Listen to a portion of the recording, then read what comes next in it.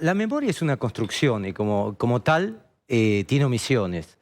Yo creo que la memoria es necesaria porque refleja experiencias vividas, refleja testimonios, refleja que el 24 de marzo se inició el terrorismo de Estado que ya venía de manera parcial ejerciéndose durante el gobierno constitucional. Porque es algo incómodo de explicar porque compete directamente a la clase política que fue delegando el poder político justamente a las Fuerzas Armadas durante ese periodo, básicamente después de la muerte de Perón.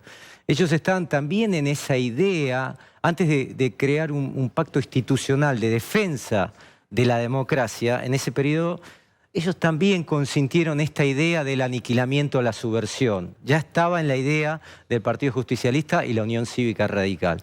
Esto no atenúa ninguna responsabilidad a la dictadura, ¿no? Es decir, las Fuerzas Armadas convirtieron el país en un gran centro clandestino, con zonas, subzonas, donde no importa si fueron 30.000, 25.000, 8.000 o 16.000. Había un plan sistemático que ya estaba pensado cuando Videla toma la titularidad del ejército en agosto del 75. Es decir, el golpe se iba a dar, el golpe no se dio por las acciones de la guerrilla, el golpe ya estaba pensado y diseñado. Lo que acá flaqueó de alguna manera, lo que minó el gobierno constitucional, justamente la fortaleza de la democracia, fue la guerra interna del peronismo, la represión ilegal desde el Estado con la AAA, con luz verde para todo este tipo de acciones, y después que la clase política no generó un pacto de convivencia pacífica para sostener a Isabel e impedir el golpe de Estado. Al contrario, transformaron a las Fuerzas Armadas en un actor clave de la política argentina. Acordate que ni siquiera el justicialismo apoyó la CONADEP. Pero obvio, así fue. Ni formaron parte. No hubo nadie. Y proponían la autoamnistía a los militares. Ahora, Alfonsín tiene varias presiones en su gobierno. Una de ellas es del sindicalismo, que era la jefatura del Partido Justicialista. Si Alfonsín decide empezar a juzgar los crímenes de la AAA, no lo puede hacer, decir, los crímenes del 73 al 76. Hubo 1000 casos de desapariciones previos al golpe. Y otra cosa que se olvida, Isabel decretó el estado de sitio y había 3.500 presos políticos antes del golpe de Estado. Además de censura a la prensa. Si yo te digo, por ejemplo, que durante el gobierno de Isabel Perón existían centros clandestinos, ¿vos qué decís? Centros clandestinos de detención. Y eso estaba, lo manejaban los militares. Bussi en Tucumán, en Córdoba Menéndez. Pero ahí había un ministro de Defensa del gobierno constitucional. Entonces, ¿dónde está la responsabilidad del peronismo de ese periodo?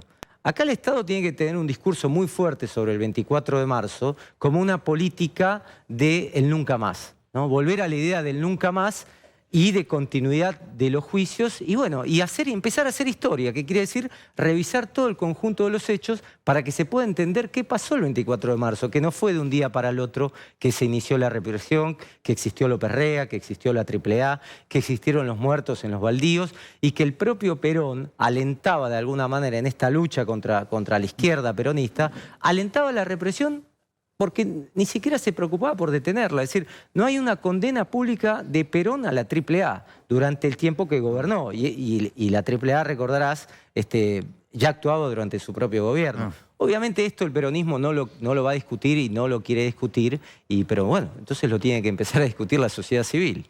Me parece que acá se necesita un gran sinceramiento, pero este sinceramiento también requiere, para que las Fuerzas Armadas y los propios gobiernos constitucionales liberen los archivos y digan, estos fueron los muertos, esto es lo que sucedió, estas fueron las listas. Si no, todo esto va a estar confrontado en un pasado traumático que no va a terminar más.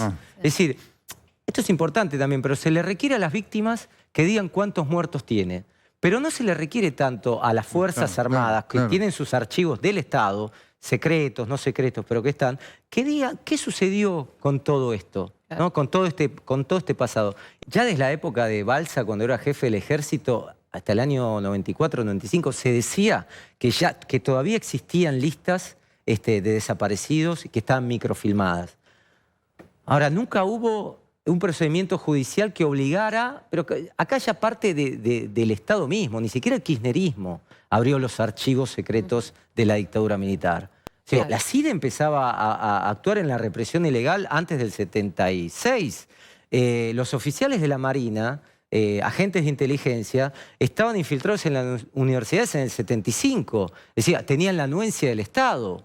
Las universidades en esos años estaban intervenidas. Entonces, digo, requiere una explicación mucho más profunda que del 24 de marzo en adelante, ¿no? Entonces acá compromete mucho más a la clase política, que de alguna manera quedó a salvo al marcar la frontera del 24 de marzo. Porque si no, pareciera que de un día para el otro había un gobierno sólido, un sistema democrático puro, y no, había represión ilegal y había desaparecidos.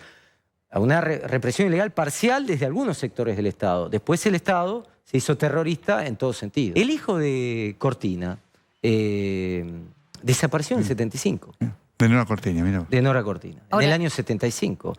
Entonces, esto te habla también, lo que mencionaba antes, de la cesión del poder civil al poder de represión a las Fuerzas Armadas. ¿Alguna vez una autocrítica se escuchó de eso? No. Del Partido Justicialista, de la Unión Cívica Radical, que votaba en el Congreso este tipo de leyes, la Ley de Seguridad del año 74, que prohibía las huelgas, que había censura de prensa, presos políticos.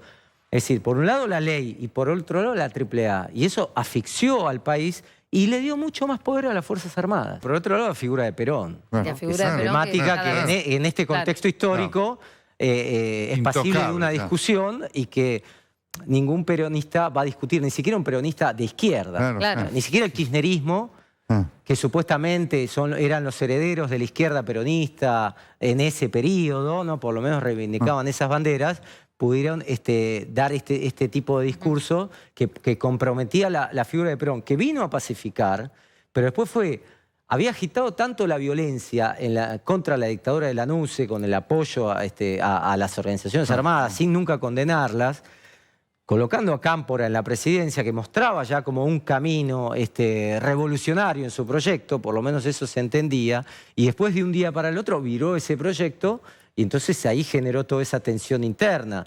Y después, digo, esta amenaza de utilizar la represión ilegal a través del Estado por parte del propio Perón fue consumada por los hechos, por sectores de la ortodoxia, de los gremios, de la AAA. Entonces, esa discusión, el peronismo no la dio y no la va a dar, pero me parece que es el momento del debate histórico. Los militares iban a acordar la transición con el peronismo.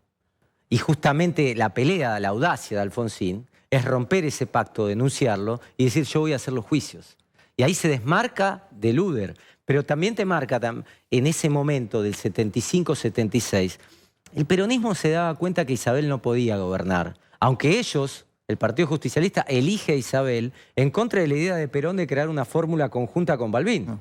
Este grado de compromiso que tiene el peronismo en el gobierno de Isabel hace que ellos digan, bueno, las Fuerzas Armadas pueden llegar a dar un golpe de Estado, van a eliminar la subversión y dentro de 2 años van a haber unas nuevas elecciones y nosotros vamos a ganar. No imaginaban la dimensión del horror, porque esto iba a ser totalmente distinto a lo que había sido con Lanusse y lo que había sido con Onganía.